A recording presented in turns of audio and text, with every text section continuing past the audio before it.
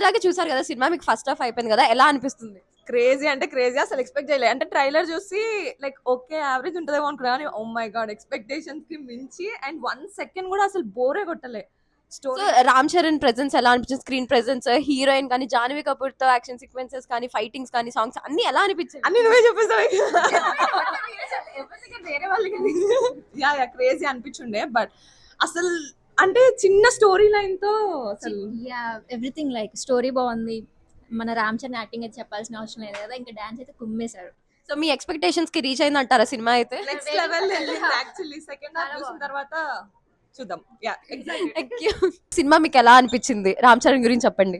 రామ్ చరణ్ విశ్వరూపం మళ్ళీ next megastar అయ్యే అవకాశాలు ఉన్నాయి. సో ఇట్లనే హార్డ్ వర్క్ చేస్తే ఖచ్చితంగా నెక్స్ట్ మెగాస్టారే. అక్కడ చూసిన సినిమా చాలా బాగుందండి. స్టార్టింగ్ అండ్ ఇంటర్వెల్ సీన్ చాలా బాగుంది. మిగతా కూడా చాలా బాగుంది. Waiting for second half. So direction ఇదంతా కూడా మీకు ఎలా అనిపిస్తుంది? డైరెక్షన్ కూడా చాలా బాగుంది. But main Ram Charan performance చాలా బాగా అనిపించింది.